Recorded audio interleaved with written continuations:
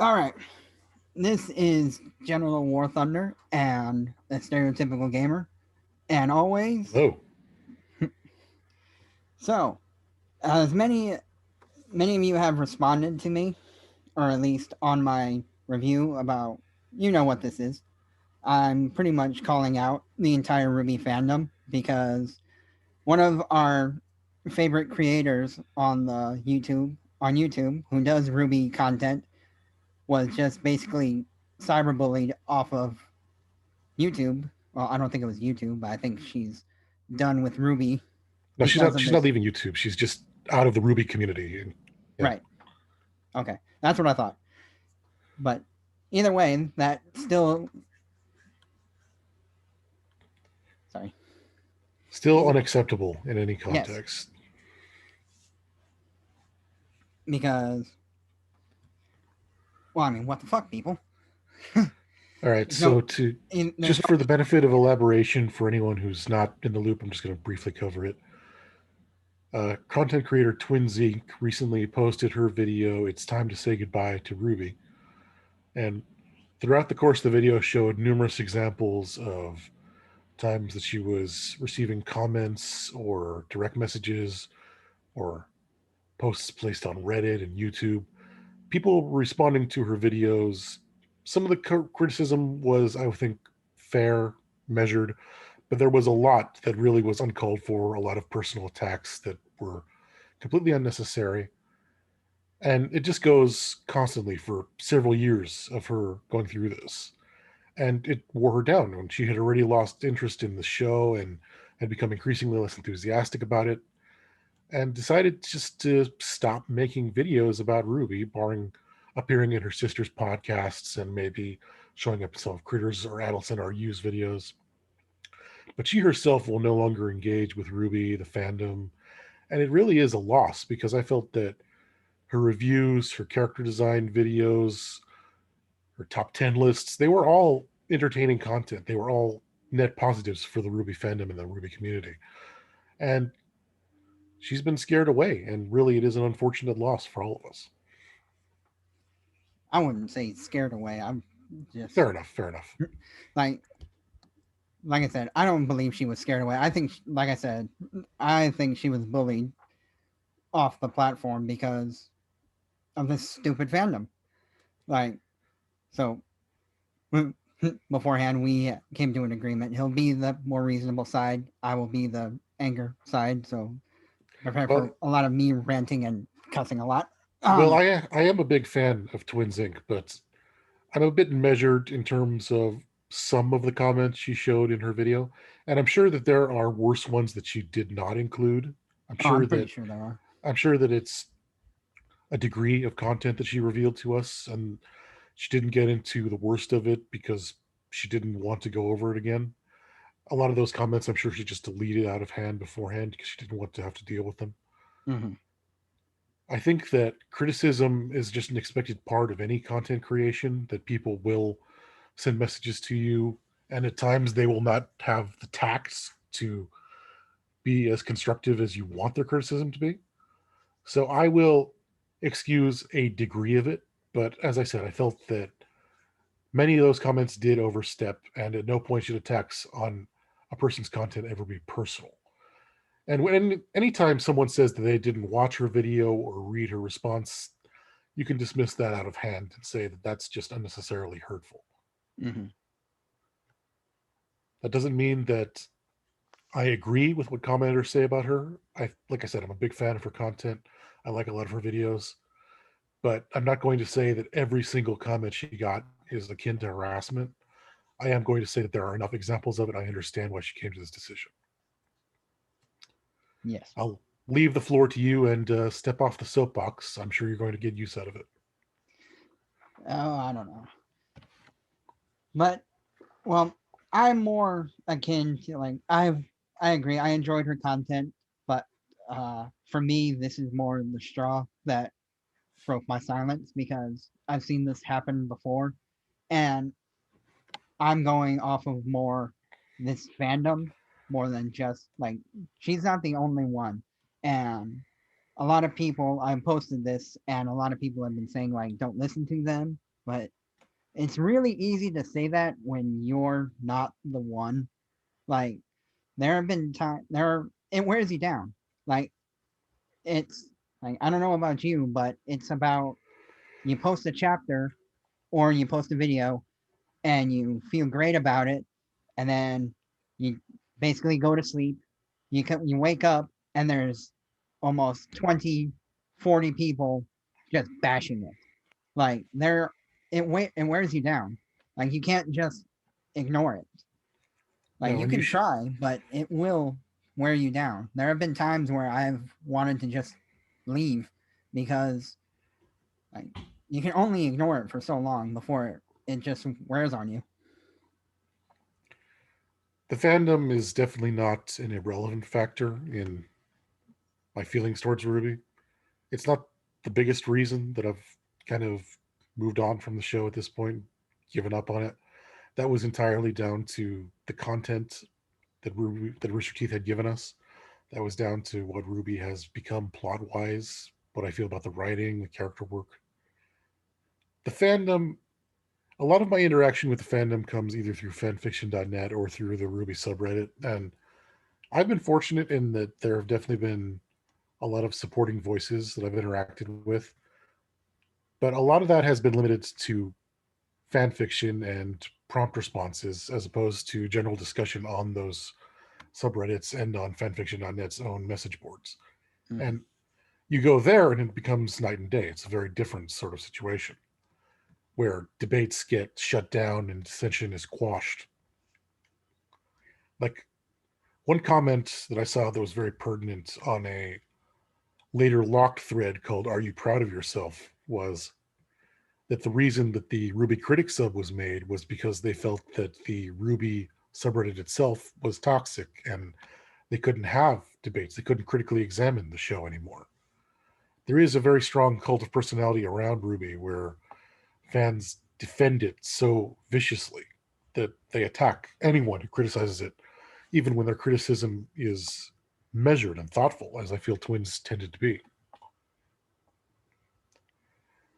And a lot of people on the Ruby subreddit are rightly condemning criticism that she received when it overstepped, when it became harassment.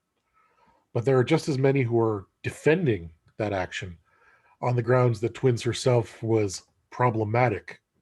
And I don't feel that that is ever an acceptable defense. I never found her as problematic. Like, I would comment and point things out, and she would respond to me, and we would have like an actual conversation. And I never found that to be bothersome. I thought that was great. I thought more people should do this. Apparently, the issues that stem from Twins being problematic have to do with what she says on Twitter and what videos she shares. Like she had some kind of feud with Calixon. Is that how you pronounce it? I don't care. Yeah, and I agree. It's petty. It's not something that we should really matter. It's the justification they use, and I disagree with it entirely. But it is important to understand where others are coming from and why they are coming to these conclusions. We should all try to understand one another. Oh, And that's because we another. go Oh, ahead. sorry. Go ahead. No, I was going to say that because we don't engage with each other, we have disparate communities and further divides. The fandom doesn't get any less toxic by us refusing to engage with each other.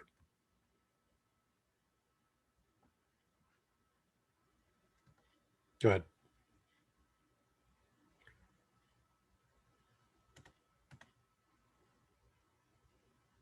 Well, that was another reason why I wanted to make this. I wanted to call out these reaction, these giant influence. I don't want to call them influencers, but yeah, they pretty much are. Like Calix, whatever the fuck her name is, I don't care. But Mm-hmm. yeah, no, this is not the first time she specifically has done this. Like, there was a, a video a while back where she she's talking about representation and the character of May Marigold and Yeah. how this is representation done right. which I totally disagree with because that's I I mean, understand how people see that, but I I I have no real strong opinion on representation in this show. I think it was handled best with Tara and Saffron in Volume 6, where it's just, this is my wife, and they don't comment on it any further. In May's case, in May's case, I understand that they wanted to give her some character because she had such a prominent role in Volume 8, but it also means that we stop the narrative to talk about her and her backstory. exactly. Well, That's yeah, my biggest problem with it. I totally agree about Saffron and Tara because that's just it. Like it's a comment, it's done, we move on. But no, they have to pause the show for her to make her trans statement and then we go on. the thing though, that the reason that doesn't bother me as much as it bothers you is because that's just one small problem in the volume. That occurs in the same episode while everyone just stops in the Schnee Manor and has tea while Atlas is being invaded outside. So, I mean, that's a bigger problem for me than May having this little character moment. We had already stopped the narrative for no apparent reason. So, Right. yeah, I can understand where you're coming from and I can understand your objection to it. But for me, it was more of a minor annoyance than anything to really be a grievance about. It May, I didn't mind May's character throughout Volume 8. It was just this particular speech just kind of felt unnecessary. I mean, like pausing the narrative, like every show does it. Like there's no getting around it. It's just if you're going to pause it, like do it for the right reason, not because you want to pander to this group and then do a bad job of it. The problem I have with that thesis is that it does rely on some supposition. Yes, RWBY have some particularly uh, prominent political viewpoints that they express on their Twitters, but that doesn't necessarily mean that that was their goal in the story itself. It's entirely possible that they were trying to make some sort of commentary on Atletian culture. I'm going to grant them the benefit of a doubt here, that it is not there for pandering, but had been the plan for the character all along, and that they wanted to include it, and they just implement it as well as they could have. Fair enough. But okay, so back to Calix. What God, I Yeah, hate your name so much. let's just call her Cal to for the sake of simplicity. Thank God. Okay. But yes, so somebody commented on that video saying you lost a subscriber. And oh, that's fine. Like people do that to me all the time. They put a review saying I'm unfollowing. Well, okay. Yeah, Good luck thanks for with letting me know. Yeah, like. Well, I mean, if you tell me, well, I mean that's fine. Glad you stuck around for as long as you did. and that But can be useful information knowing which chapter caused people to lose interest. yeah, That can help. Yeah, that can that's a help you. good thing. But what she did is she took a screenshot, tweeted about it, and then had her and basically called him out. And no, she didn't say his name or anything, but if you take a screenshot of this specific comment, you don't black out their name, their profile picture, you're calling them out. Mhm. And she had her fan base, which I believe is what, 30K? 30,000 people? Not sure exactly how many subscribers she has. It's definitely more than, it's like 30, 34, 35,000. 34.5. Right in the middle. Okay. And she, that's pretty much it. She had her 35K people basically attack this guy, and then her boyfriend or husband, or who gives a shit, I think murder their of boy. birds. I think the boyfriend. I don't think they're married. I Well, don't because keep track of well, the. yeah, well, they made a post saying that they basically are, but it's not official. I don't give a shit. Um, but yeah, but then Murder of Birds got on this, and he had his own giant fan base do the same thing. It's just like you didn't need to do that.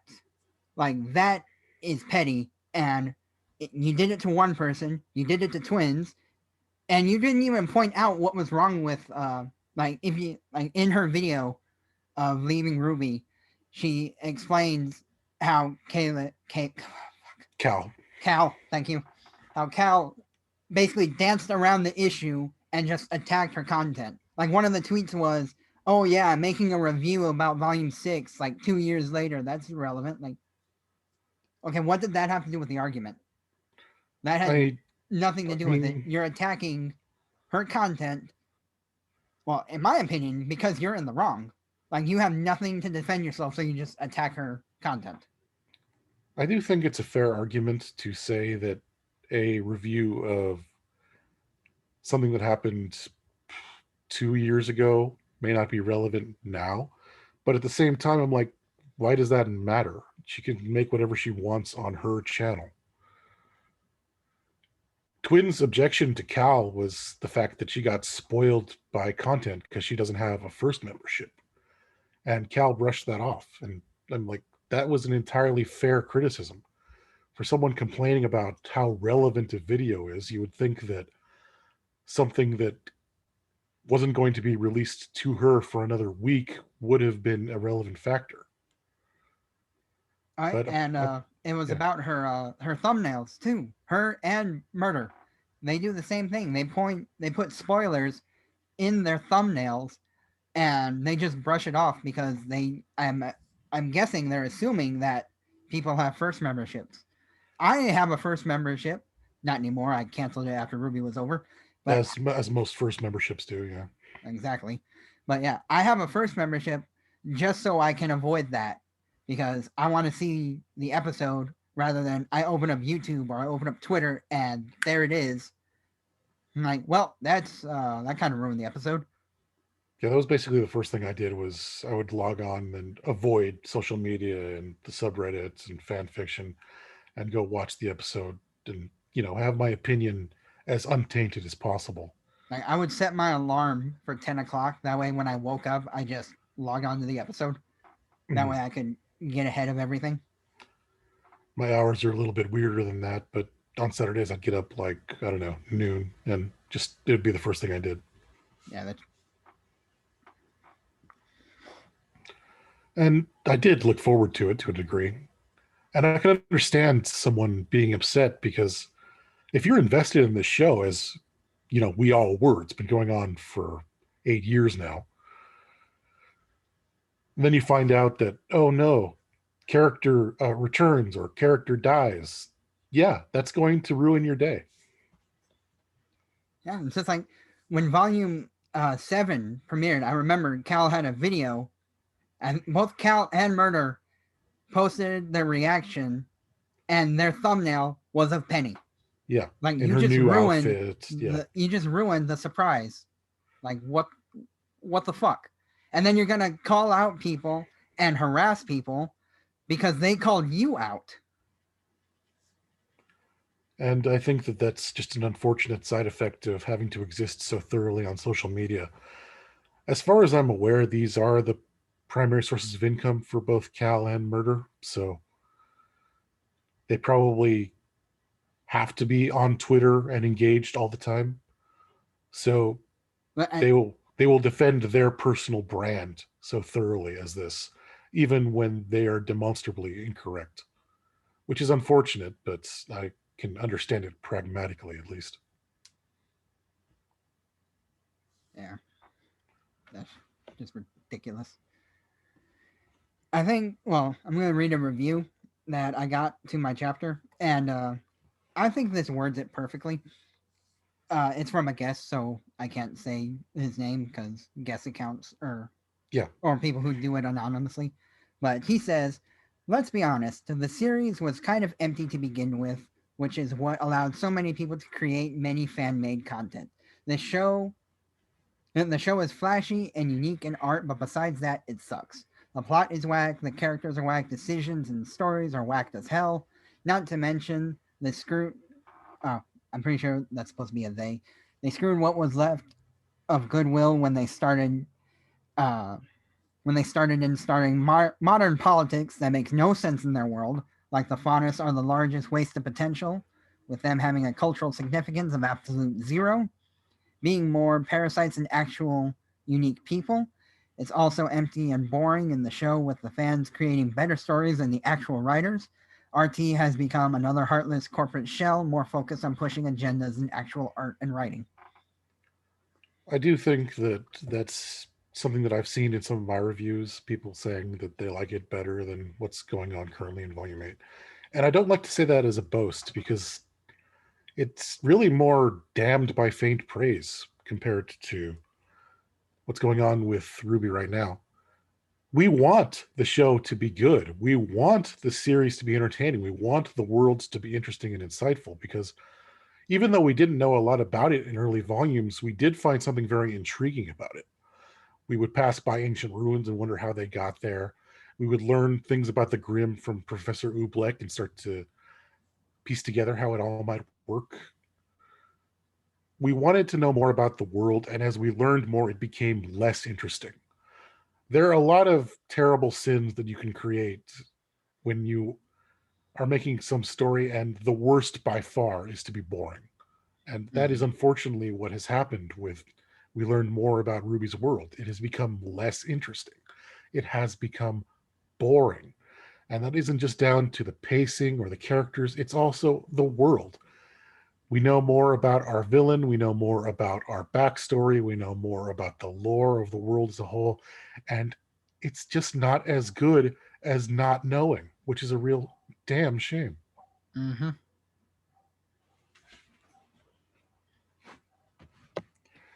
Like I don't like to say that people that we that fan fiction that we are making better stories than the actual writers because that just to me that's just too egotistical.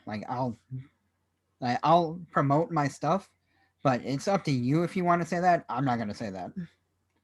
Yeah, and I appreciate it every time a reviewer says, "Wow, you did a great job," or "I really like your story." It is a little uncomfortable to be compared to the canon Yeah, because it's you always assume that your fan fiction is going to eventually become moot because it's not going to compare to what was written for mm, canon. A lot of the stories that I wrote between 27 and 2018 are irrelevant now because we had entirely different things that happened in volume 5, volume 6 that make my stories and my guesses about relics and gods, backstories, and semblances all wrong. And it's the same with some of mine. Like I had ideas on what to do and how this all came around, and then the actual canon comes up and it's just like, well, I got to scrap all that now. Well, I don't have to, but you get and what I'm saying. but returning to the topic of this, which is Twins Inc. and the fandom, she got all kinds of positive comments too, and she would interact with her community. Oh And yes. and even when she got some constructive criticism, she was very amenable to it. I mean, it's not always the best idea to read YouTube comments, but she went through the trouble of reading all of them, as near as I could tell. Mm-hmm. She would upvote and like dozens, if not hundreds, of comments on her videos. So she was interacting with as many people as possible. And that's not behavior I want to discourage because it's something you want to see from your content creators. You want them to interact with and grow and develop with their community. I'd argue that's entirely why Rooster Teeth rose to the prominence they did. Not just because they made this funny Halo show, but because they developed a community that they interacted with and related to. Mm-hmm.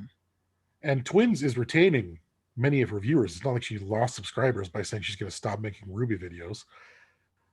She's still got her following, which is very valuable, and I hope that that continues to work well for her. I mean, I will admit that I only found her through her Ruby stuff, but Yeah, and I haven't really watched any of her other content. I have watched some of her other videos, though definitely RWBY was why I was focused on her. Yeah. And the same thing with Judgmental Crinner and Allison RU. They talk about other shows that they like and book series Mm-hmm. that they like. And sometimes I'll watch those videos, sometimes I won't.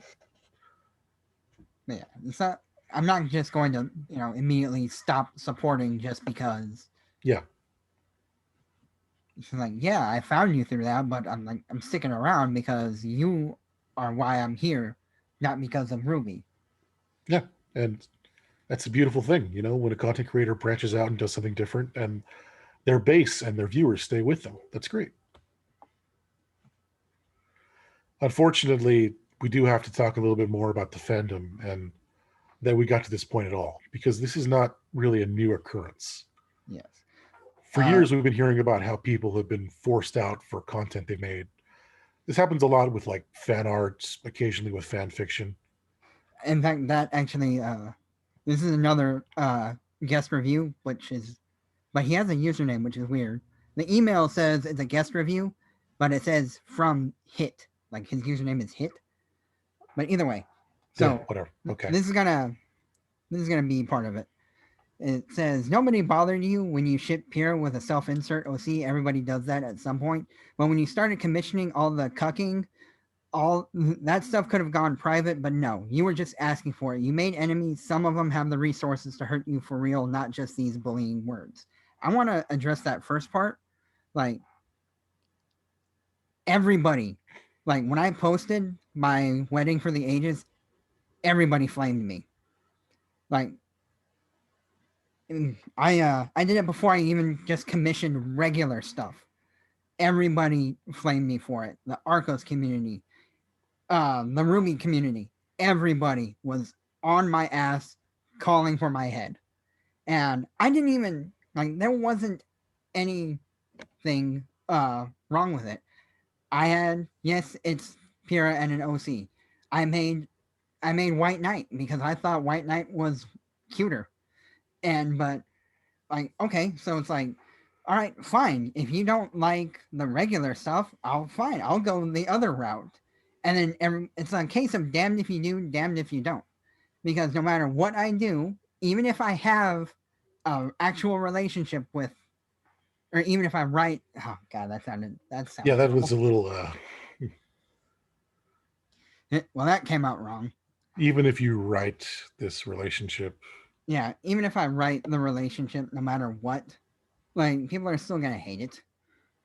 And I guarantee you, when I post this, people are just going to focus on what I said, and they're just going to ride on that.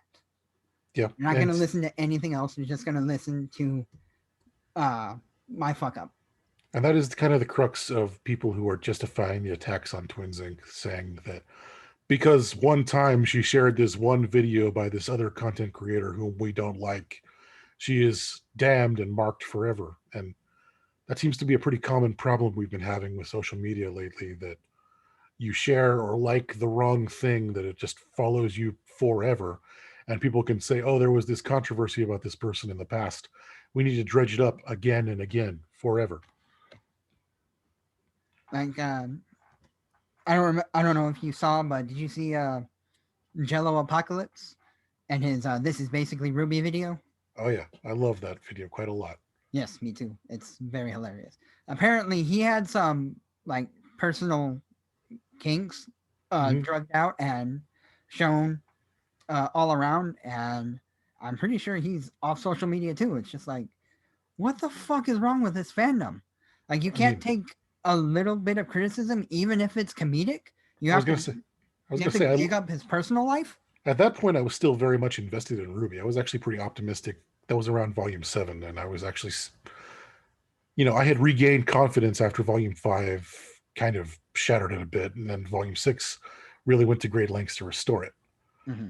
And I thought the video was hilarious. I mean, yeah, he's making some comments about some things in the fandom and some things in the production of the series that are flaws, that are things we can acknowledge. But it was funny, and that was what matters. Isn't that kind of the crux of Rooster Teeth's own modus operandi? Like, I remember Gavin and Jeff arguing about this on the podcast, asking if they ever regretted some of the content they made, and they said no, funny was funny. Exactly. And yeah, some things they've said haven't aged well, but that doesn't mean that it wasn't funny at the time. And the same is true with the content we've made. I look back at some of my fanfics and think, I could have done this better, or I was kind of insensitive about this subject, or whatever. But at the time, readers enjoyed it, they engaged with it.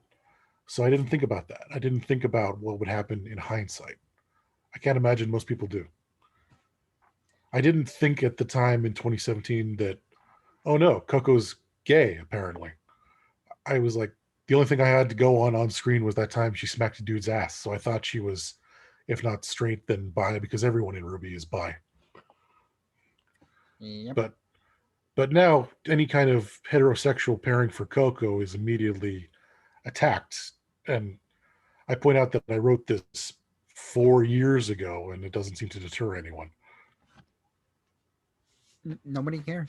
They Yeah, just see it as homophobic yeah, or transphobic or whatever phobic they want to throw at you. Like there was I think I don't even know if this is but it was on Twitter. RWBY fan art was saying it's like lesbian day or something, uh-huh. and she posted White Rose, and there was one account that apparently got suspended, but all the comments were still there, and all the comment and the first comment was nobody asked for your opinion, fuck off. It's like, okay, I have a feeling that the comment that's suspended is because you obviously can't take criticism and just reported him for no reason. Alternatively, he may not have been reported at all. He might have just been spotted by a moderator or someone who didn't care for their opinion. That has been one of the biggest issues with the RWBY subreddit is the opinions of moderators can occasionally intercede, and thus the rules don't necessarily feel like they're being applied evenly. It's the same thing on Discord. Like there are some RWBY servers where like pics are or pics or comments are deleted by moderators because that moderator just doesn't want to see it. I'm just like, okay, but that's not your job. Just because you don't want to see it doesn't mean you remove it. Like, if it violated the rules, yes, remove it. But if you specifically have a problem, but every other moderator and the owners don't, I feel like you're abusing your power a little bit. And this is another example of double standards when it comes to shipping. You mentioned White Rose, and I think that that ties in nicely. Twins Inc.'s favorite ship is Rose Garden, Oscar and Ruby, which is controversial in the fandom because of the fact that Oscar has Ozpin kicking around in his head, and eventually the two will sort of merge and become one single entity Mm-hmm. and may not be Oscar that much longer. Mm-hmm. And that is its own kettle of fish, and I'm not going to get into it here about Oscar and Ozpin and that entity. I am, however, going to talk about one objection that does get brought up with Oscar and Ruby, and that is their age difference, with Oscar being about 15 and Ruby being 17 in Volume 7, Mm-hmm. which I find interesting because that is the same age gap that existed when Ruby and Weiss met each other in Volume 1. Mm-hmm. And apparently that was an acceptable ship, as was Lancaster when Ruby was 15 and John was 17. And Mm-hmm. we just want rules to be applied evenly for everybody. And here is okay, this is going to get a little uh Here's the naughtier. soapbox. Have fun. this is going to get a little naughtier, but there are servers with NSFW content, Uh-huh. and there are rules in place for Oscar because he's a minor.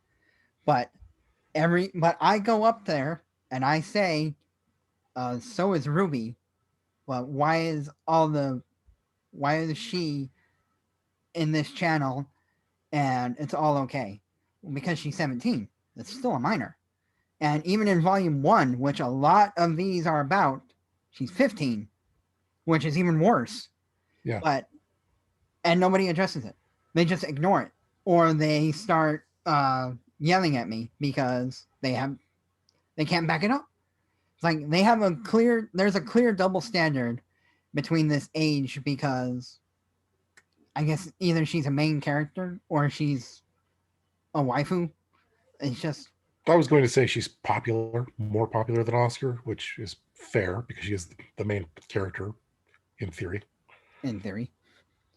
Yes, no, it's But just like but what yeah, is going on here? it's just the will of the majority, really. It's the tyranny of the majority. This is what the majority of the fans want. And I want to look at the RWBY fandom and say that the majority is not like that, is not willing to engage in this behavior, and there are a lot of people who speak out against it.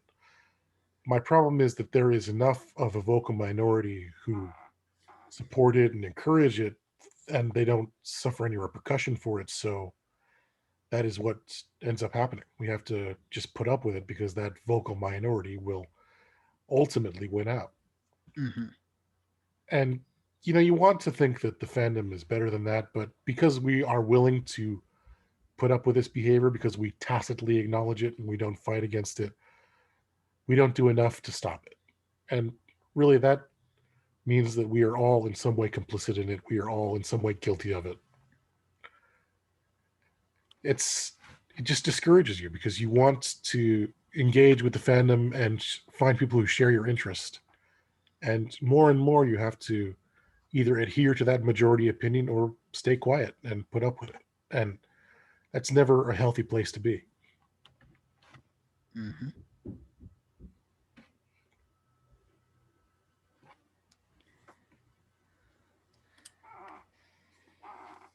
And one controversial opinion that twins, in fact, twins twins said it, and I repeatedly say it because it's true that Arcos isn't canon.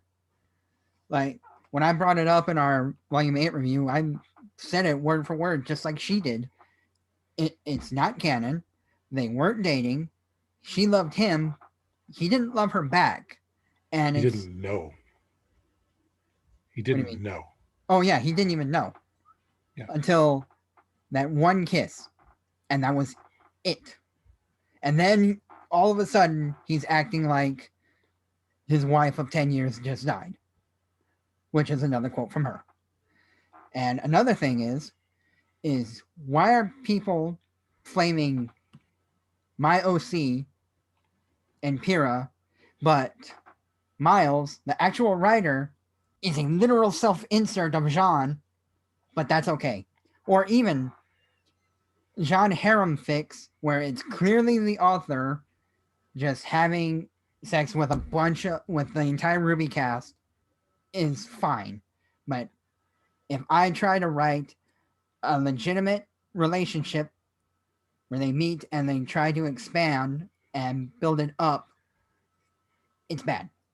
It gets flamed, and I get comments. Um, I posted an update saying I moved A Maiden Out of Time exclusively to Patreon because the manga that's being made about it and the animator who is trying to turn the comic into a legitimate web series. I wanted to put it straight there, A, for spoilers, and B, because if you really like it, I really need the money because Expensive to the animate illustrator things. and the animator are expensive. Yeah. Okay, so I'm going to play devil's advocate a little bit here in that I feel that any content you create, you can make whatever you want with it. So, as Miles is the head writer for RWBY, he can do what he wants with his character, John. Mm-hmm. It is also entirely fair for you or twins or anyone to say, I feel like John is a self insert for you because you, the head writer, have your character you have stated repeatedly you relate to, do all these things that should be done by the main characters. And I'm not even talking about pretty girl from Invincible Girl Pyrrha falling in love with him. I'm talking more about John coming up with a strategy to defeat an enemy, or more pointedly and more recently being the one to kill Penny. Mm-hmm. Something that really should have gone to Ruby, to Weiss, to Winter, to someone she interacted with and had that relevant character interaction with. But again, devil's advocate here. If you write a smut fic where John is basically just you and you're just getting to have sex with a bunch of RWBY characters, that is something you can do, and that is something that fans can enjoy. This is something that fans can not like and can flame in their reviews. Criticism is fair. It is fair to say that I do not like this for this reason. If you're not personally attacking someone, if you're not saying, I think that you are a bad person for doing this, if you're saying, I think you are a bad writer because you did this, I think that is a fair criticism. Okay. That Well, said, I'm. back briefly, just very briefly to the Pyrrha thing. When it comes to ships, that's probably the most subjective thing in the fandom.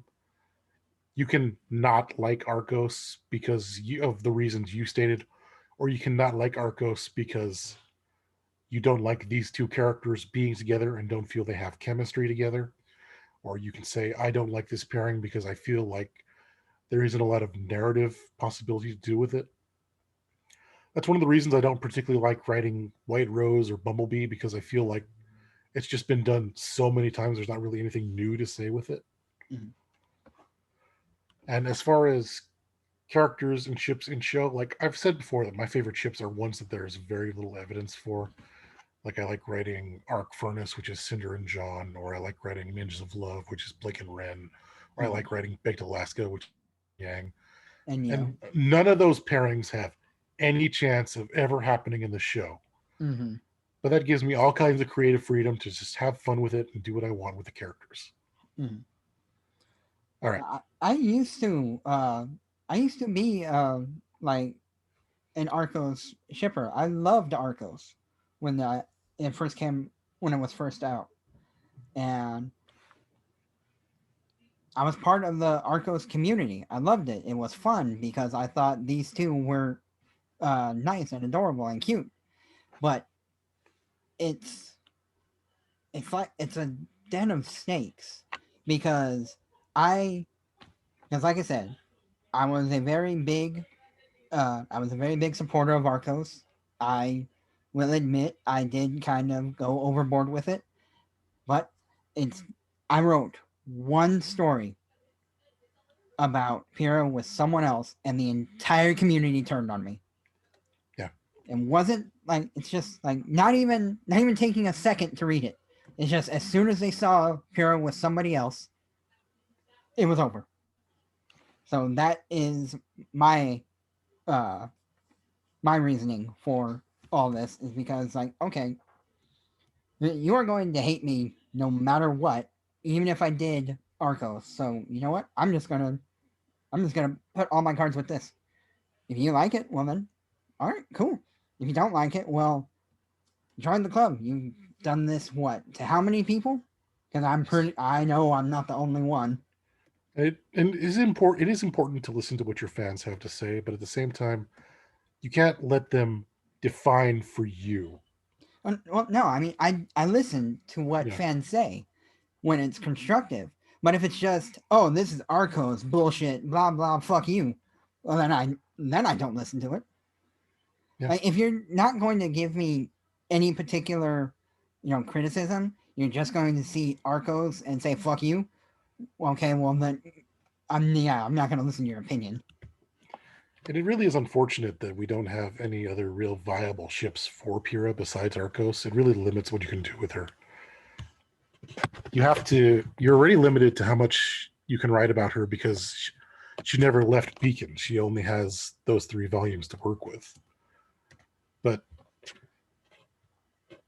this Unless kind you. of possessive attitude towards particular ships, and you see it with other ones like Renora and Bumblebee, where Mhm. fans become very opposed to depicting any other character with their favorite and breaking up their favorite ship. Mhm. And I'm just like, guys, you can do what you want with a fan fiction. You can have fun with the concept. You can argue that someone is behaving out of character, and that's a fair criticism. But to say that it is somehow wrong or immoral to depict these characters doing these things, no, I disagree with that entirely. And I don't want to keep dredging up the Coco thing, but we only know that she's gay because someone said it in a virtual comment to fans. And I'm just like, okay, this isn't something that's been stated in the show. It's been alluded to in the novels by Myers, but it wasn't confirmed until a writer said it out of context elsewhere. Yeah, this is another thing that Twin said, that supplemental materials she doesn't read, which Mm-hmm. I totally agree with. I'm not going to say, okay, here's a one that comes up a lot is Crow being Ruby's dad. Mm-hmm. Now the writers said this, that it, like the writers debunked this at an RTX some years back, but they haven't like said it in canon. Uh, Like, so I mean, like I'm supposed to take your word for it from this RTX that I didn't even attend. Like, if I didn't know that, I could still be on this train and then be getting flamed for it. If I go back and forth on this, where I would say that supplemental material is an acceptable source of information. The problem is that it hasn't been consistent. We complain all the time about how World of Remnant contradicts what we see in the show, and in the case of the Myers novels and the Fairy Tales of Remnant companion piece and the art book, which pretends to be a source book, World of Remnant, these all provide insights information that are directly contradicted by the show. And then the writers put out statements that they later have to clarify. And we have things like Ironwood Semblance, which many people refuse to accept as canon because all we have to go on is what Eddie Rivas said in an online interview. And I'm like, yeah, that's fair if you don't necessarily accept that. When you already have to pick and choose what's available to utilize anyway, when you already have to kind of pick and choose what canon even is, it's entirely fair to ignore certain aspects of it. mm-hmm.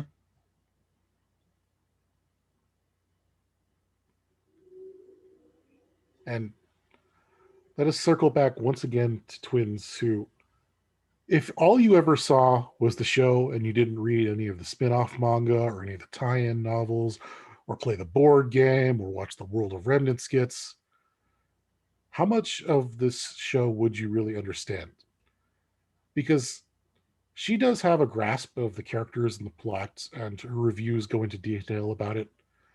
And I think that some of the fan criticism she gets is because she points out where there are problems. Like, I routinely go back and cite her work, specifically one of her reviews from volume 6 or 11, when she talks about Blake's character. And I think it's an entirely fair critique. And it echoes a lot of the sentiments I have. And it's really become difficult for me to write Blake as a sympathetic character. It's hard for me as a writer to view her as in any way heroic, which is very unfortunate because you really want to write the protagonists with sympathetic qualities. But when you go by just the show's canon, it can at times be difficult to portray them as such. This was a big problem I had with Volume 8, too, this kind of protagonist centered morality, where I have difficulty seeing Team RWBY as the heroes, as the good guys. And that is something that she was slammed for in comments, too. And I'm just like, I'm sorry, I don't agree with that opinion. And it's okay to disagree with her and say that you do personally approve of what Team RWBY are doing. It is not okay to say that she is objectively wrong because you feel a certain way. She's brought this up that this community can't take criticism, and I Yeah. think it's because of Miles. Like he said, and this was in her leaving Ruby video, where he won't listen to criticism if it's too mean. Like, well, you won't listen to criticism even if it's nice either. So that's why people have given up and just stuck with pretty much being mean, because you're not going to get it either way. I mean, I'd rather that the criticism be entertaining. Like, her little rant on Blake is definitely fun to listen to. It's very fair, but at the same time, it's also got moments where it's genuinely funny. I need to rewatch that video then. Yeah. And that is definitely something that is going to be relevant for her. Is that I think that a lot of her RWBY content is rewatchable. Oh, no doubt. Like Yeah. there, a lot of like, uh, believe it's her color, uh, the color of Ruby, video. I've watched that. I don't know how many times. Yeah, I remember when this show had color in it, as opposed to gray and brown and this very dismal and stark current setup. Mm-hmm. It seems like every new character is dressed in gray and black these days, and I'm just like, okay, if there's meant to be a theme of color being washed out of the world, then great, it's very effective. If not, it's just a lot more drab than it used to be, and I think I've that uh I've that's put unfortunate. up with it because there is a theme for Atlas, but you would only know it if you watched World of Remnant. Because in World of Remnant they explain how Atlas like banned pretty much like color and expressionism. Yeah, and that was part of the cause for the Great War, something that, again, you wouldn't really know about in canon if you hadn't watched World of Remnant. You would know that there was a Great War at one point, but you wouldn't know that it was between Mantle and Mistral against Vale and Vacuo, Mm-hmm. and you wouldn't know why they fought or why they allied or why these things happened, and you wouldn't have any of this insight, and as a result, the world would be perhaps a little bit less understood, but at the same time also a lot more interesting.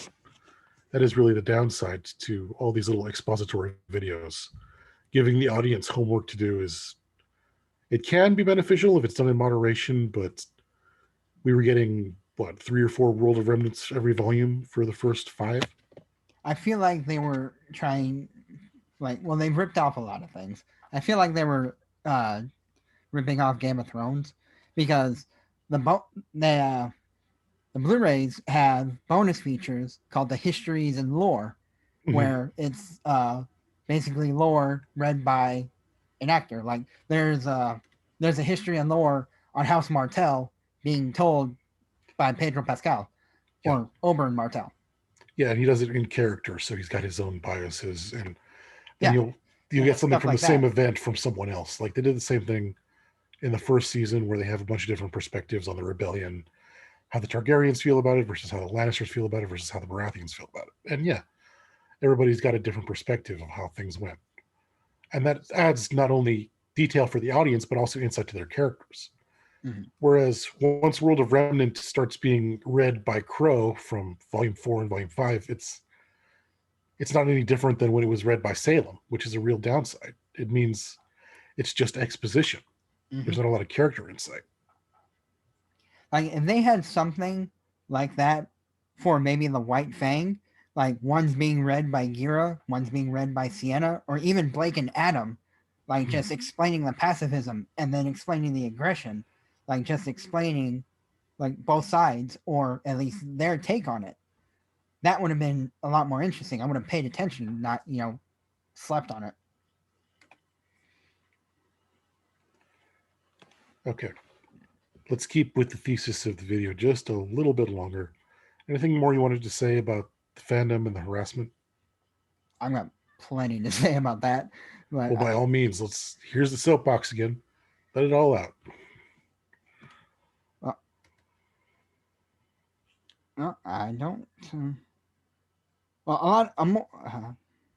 This is going to get kind of personal Sure. versus us about twins, but so I have one personal rule that if you make a deal, you keep it. And I've made deals with authors about reacting to my story because I want more people to see it. Like I want, Mhm. like obviously I want a Maiden Out of Time to be big because I have an artist for it. I have an animator for it. I want more. I want it to get out there. That's why I have. That's why I'm asking all these reactions to react to it. But and if you make a deal, you need to stick with it. Mhm. Now this Now, like I said, this is personal for me, but okay. So let's go with the first one. This username is Katana of the Blade. We made a deal that I would give her one of my reaction stories because she's doing a reaction to the MCU, and I had done that. So she asked for my copy without reactions so she can do her own. I was Hmm. like, okay, I'll do that if you react to my story because you have your own following. I want someone to react to it. And she said, deal. Okay. So I docxed her the document. And I docxed her Avengers and Deadpool. I took out all the reactions and I docxed to her. And then I docxed my my main on time chapters. Uh, Now if you're on fanfiction, you get a notification saying that they've opened it. And she opened all of them and she said thank you. I waited a bit. I asked her. I keep saying her, but her avatar in her story is a her, so that's what I stick with. okay. And she says she won't do it. She has no inspiration when she read it. Now I'm no stranger to writer's block. Hell, I've gone months not updating because I can't think of anything. Mhm. But if you're like, and that's fine. Just take more time. But if you flat out tell me you're not doing it, even though I've already held up my end, now we got a problem. And she just said sorry. And now this is another pet peeve of mine. It's how all these people can just agree to something, get your hopes up, then take it away from you and just say sorry as if it makes it all better. That doesn't make it better, but I'm Well, going they to think it. I'm going to disagree just very slightly that sometimes you agree to do something without really knowing what you're getting into. And while she probably could have handled it better, I'm going to give her the benefit of a doubt and say she came to this conclusion just because she wasn't feeling personally inspired and didn't know what to do.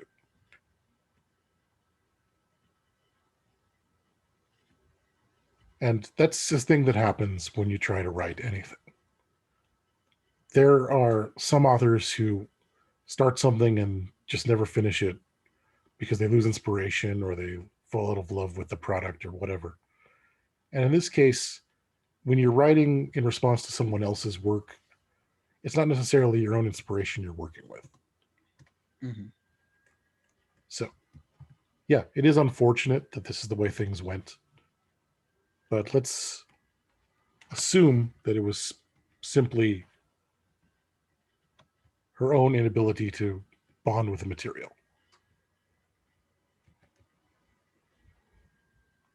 All right. All right, let's move on to further instances of harassment.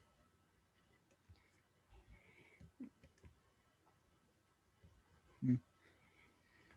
Not really. I pretty much already covered it. It's mostly just reviews saying go fuck yourself. That's Yeah, pretty much it. Like yeah, a that lot of that my reviews, they just get to the point. yeah. Look, guys, it's really not helpful in any way to say that.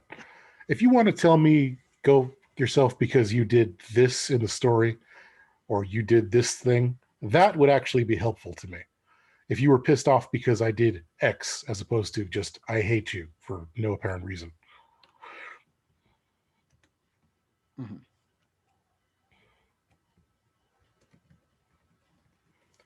You know, it's like, yep, I'll post something and then it's just go fuck yourself, and then some of them say, uh, go fuck yourself, uh, because I uh, I did some NTR commissions. It's just like, okay, thank you. Was that is that related to what happened in the chapter or No, no, they're art pieces that I had done. then yeah, that's completely irrelevant, guys. You're just doing this because you want to attack someone. Yep.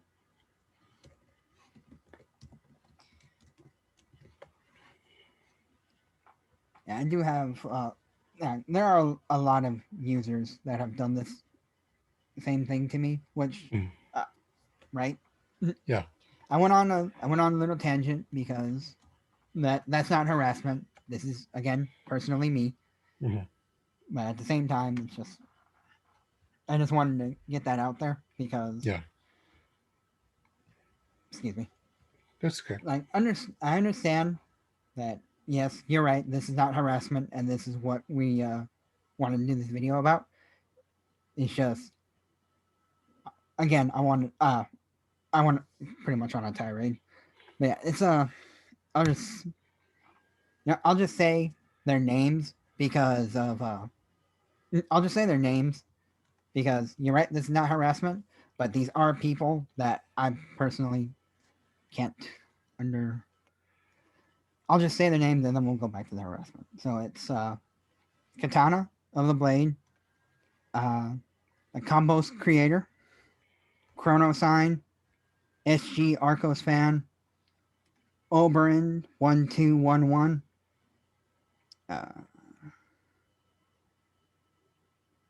I'm pretty sure that's it. Oh, it's a shorter list than I was expecting. Well, it's more like a lot of reactors that I reach out to. They're respectful and say they can't, or like that's my thing though. If you say that you can't, or if you just like have a reason why you don't want to, that's fine. Like I understand you're busy with your own stuff, but if you say you're going to do something and then you don't do it, well, that's just how I was raised. It's just like, Mm. Yeah. why would you even say yes then? Like I said, sometimes people expect that they'll have the time to, and or they'll have the inspiration to, and then they don't. And these things happen, unfortunate as they are. Now, All right. back to the fandom, back to twins. Yes, back to twins. And it really is just very unfortunate that this is going to probably lead to more people dropping out of the fandom because she's leaving, because they see this happening to her. And people who were already on the fence about Ruby, it's a pretty common sentiment these days that people aren't sure what to make of it, that they want Ruby to be good, but they are able to acknowledge that it isn't, Mm-hmm. are going to be less interested in participating in the fandom because they see how she was treated.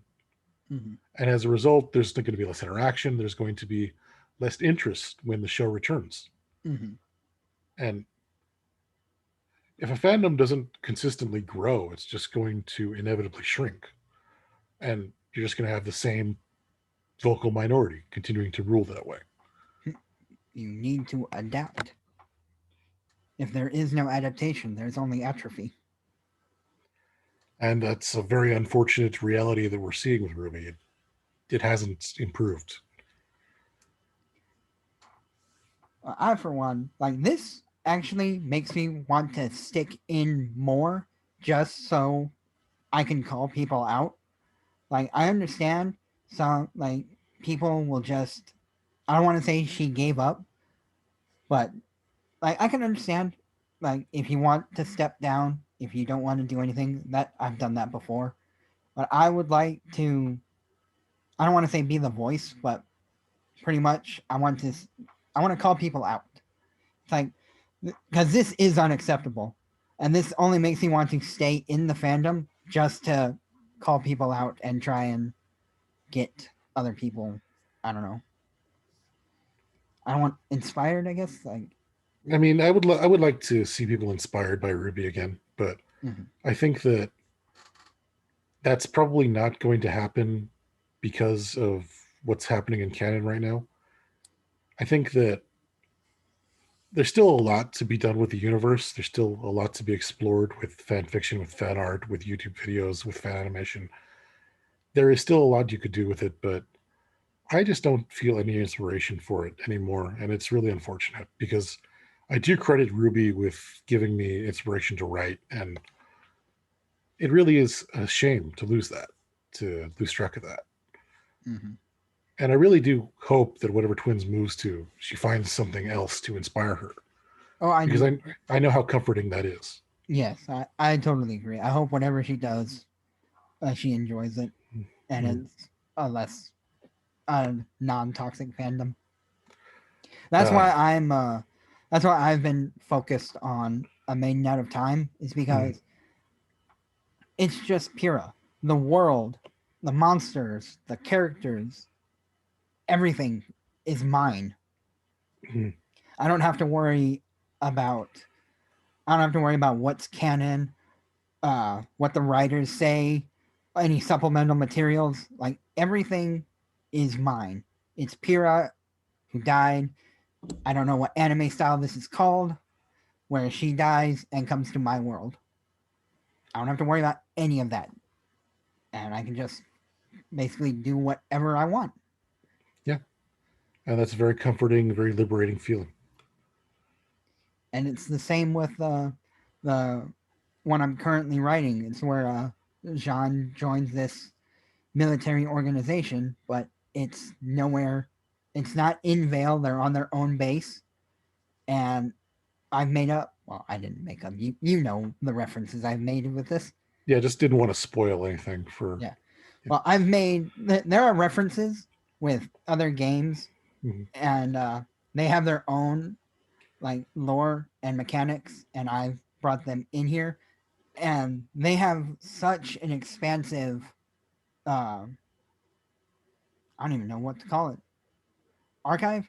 They have such an expansive lore setup that I could just do anything I want with that over in my little corner of the world and just not deal with Remnant, Yeah, at least and until I bring it back. and that's something that you're going to see a lot more of. I think you're going to see a lot more fan content that is like alternate universe, because what they have with canon right now is very limiting, and that's very unfortunate because this is a world that by rights should be interesting, but you're going to see a lot more fans who write some divergent timeline from it. Mm. Hell, in this one, it already goes way off. Mm. Like not even just with Jean in this organization. There are other canon characters in this, and I'm solely like it's just its own thing now, which I personally enjoy. Yeah, and it's very important to enjoy what you're creating. And I think too, like, do you think this is a time to round down or Yeah, okay? The one thing I would like to talk about is the company. Oh, yeah, Rooster Teeth. yeah, I wanted to talk about the company itself. Um, how that review I was talking about said it's become a heartless corporation, and yes, I totally agree with that because not only is it a corporation, it's they're just horrible people. Like obviously, I don't like that descriptor. I think that okay, the people aren't. Yeah, okay, I take that back. You're right. The people aren't horrible. I know people there. They're not bad. The company. How about how about that? Does that make more sense? the company, the culture of the company, Yes. yeah, that's fair. Okay. Now, one of the things like that has gone, I think, has gone under the radar. That the really bad controversy with Ryan Haywood, Uh-huh. and um, this is what has made me not like. I haven't started actively hating them, but I have lost a lot of respect for them because they said that they're going to delete everything that involved Ryan, and they said that as soon as the controversy started. And I was like, oh, okay, that's I understand. I mean, that's pretty cool of you. But a month passed, and their more profitable videos that have Ryan are still up because they're making money off of it. Uh, One thing is one of the more popular series that still gets referenced is the Mad King Ryan. That's still Mhm. up. The Rooster Teeth animated adventures, them in Achievement City. Uh, it's called Edgar is the One in the Hole. Yeah. That's still up.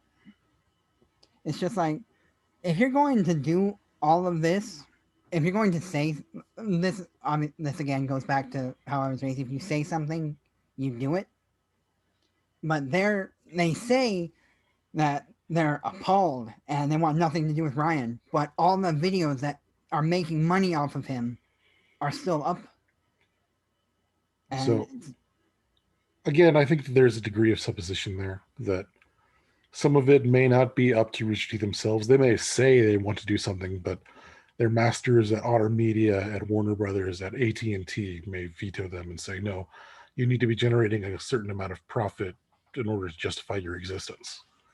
So again, I can see the practical side of things that they may have a moral want to remove Haywood's content, but they may not have the material ability to do so.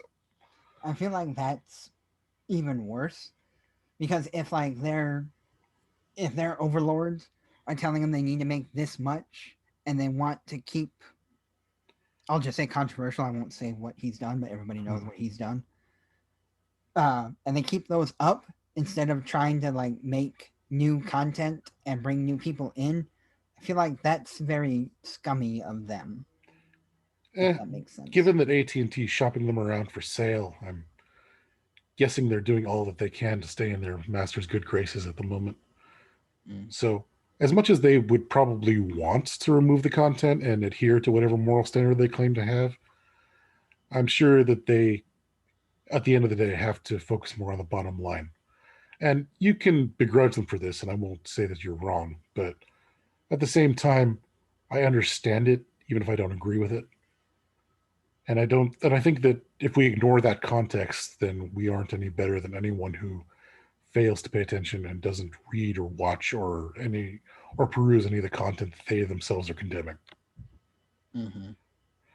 And you can say that you want to remove Haywood's contents, but at the same time, if it's still getting views, there's clearly people who want to watch it. So I may not necessarily agree with you trying to remove it when there's an audience for it. Mm-hmm.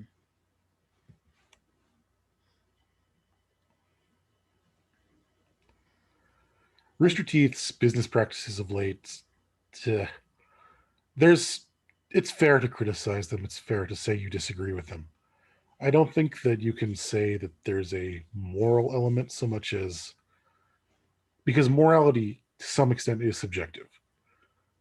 You're going to say that they should pay their animators better, and I would probably agree with you. You're going to say that they should eliminate crunch, and I would say no, because the rest of the industry employs the same practices. mm-hmm. Now, as far as Ruby specifically is concerned, I think that more than anything, I would tell Ruby to please, please, please get off Twitter and stop giving out plot information there. This really applies mostly to Eddie Rivas, but also to an extent, guys, just stop expressing these opinions on Twitter. Mm-hmm. It really galvanizes the fans, and they react poorly. I think, Mm. Not just like just we were. Ruby, like Carrie too, Carrie mostly because there was like a way back, like I think it was their hiatus where they said like, oh, this episode is almost done, but then people were asking about it, and then Carrie went on his little Twitter tantrum about it. Mhm. But um, it seems to have slipped his mind that they made an announcement that Volume 8 was already done, and they're working on 9, and Yeah. not just like one aspect, like oh the script is done, or like they said everything was done, and they're already working on Volume 9. So So everybody is just like, well, if that's true, why are you taking a hiatus? Why so is this not done when you've already said you were? Why are you having a tantrum when you're contradicting what you already announced? again, a little bit of devil's advocate here that there were some things that they really could not have predicted. No one really saw COVID coming and how it was going to impacts production of shows everywhere. And working from home and coordinating from home like that definitely had to stall production a lot. I believe him when he says that they are in pre-production for Volume 9. I don't believe him when he says that Volume 8 was done at that time, because there were definitely some rewrites later into the show's production before the hiatus, but before they had launched episode 1. They had a lot left to do, and he just overstepped or spoke poorly or whatever you wanted to say in his Twitter. Again, guys, stop using the Twitter. Stop doing this. We understand that you had to delay things because of the unexpected winter storm that hit Texas. We understand that you had to delay things because of COVID. And we understand that you have to meet a certain schedule to appease your corporate masters. We get all that. But don't misinform your audience. It's fair for them to be confused and to call you out for it. Mm-hmm. I really want like I really want there just to be like, you know how Facebook has a Facebook app and a Facebook Messenger. Mm-hmm. I wish they had that for Twitter, because I only go on Twitter to talk to people I commission. Yeah. But at the same time, though, like I need to view like their works, like to get a good idea. Like, do I want to commission this person? So I guess, well, I guess what I just said is irrelevant. Yeah.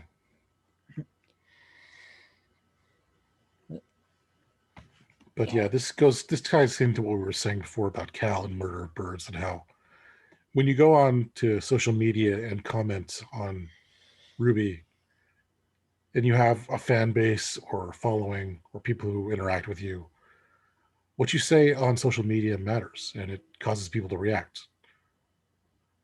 And I think that because so many RWBY fans are younger and not necessarily have developed tact as a result, they can say things that are hurtful and damaging.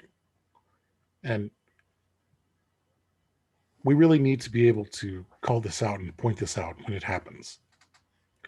But I think this is just going to result in fewer people engaging with the community and RWBY forever being labeled as a toxic fandom, which is unfortunate.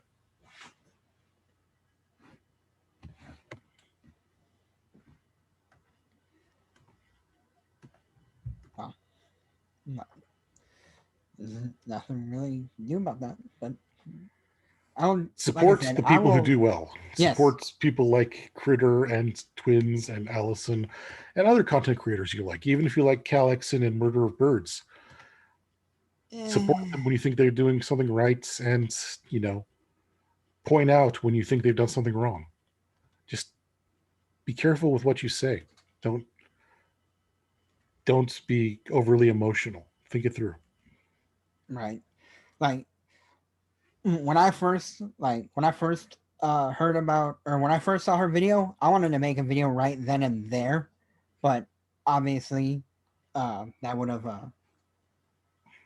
been pretty bad. Yeah. Like, make a speech in anger, and it'll be the finest speech you ever regret. Although most of the things I've said here were out of anger, and I don't regret them, because uh, these people need a light on them. Yeah.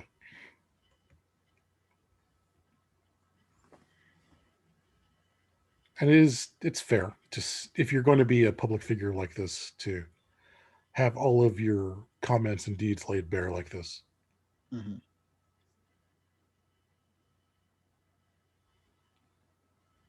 Well, we've pretty much, like, I've covered. Oh, uh, this is another personal thing that people have been asking me about is my relationship with MRK50. Do you know who he is, the artist? No. Okay, well, he's a very popular artist, and he's blocked me on Twitter because we had a really bad falling out, and people are always asking me about it because, like, I've changed a lot of my stuff to cover by to F him Ah. because he because we had that bad of a falling out. And this goes back to what I was saying. If you make a deal, keep it. And don't say something, get somebody's hopes up, only to take them down. Like, so he has rules about like what he does, but he's a hypocrite because I asked him about this. I've asked him about certain uh, arts, and he said yes, that he'll do them. But then when it came down to it, he said, no, these violate my rules. Well, why didn't you tell me then? And then there was this time, like, I have this picture where it was supposed to be like a multiverse of Piras that he was going to do for me, but then he didn't. He gave me my money back and then just said pretty much no. Even though, like, I've already paid you. Like, just because he gave me my money back doesn't excuse the fact that he's just doing this. And Yeah, then, because now I have, oh, like, well, fine, I have my money back, but I still have this unfinished picture that, like, like I said, we had a very bad falling out, and not only did he break my personal rule, but he's also a massive hypocrite. Like he'll say he won't. Like, I can't see his rules anymore, obviously, because he blocked me. But I'm pretty sure like he'll go no NSFW. But then there's a picture of Pierre giving Jean. yeah, something. Yeah, and it's clearly his art style, and he. It's one of those art styles that in my like I don't know how good people are or if it can be faked, but it's just like it's clearly his style and it has his signature. So I don't know if somebody faked it and forged his signature because he signs everything, so it could have been taken from a different photo and put on I, it. I feel like if that had happened, then he would have done something about it. So probably not. Exactly, but it's still up, so I'm pretty sure it's his.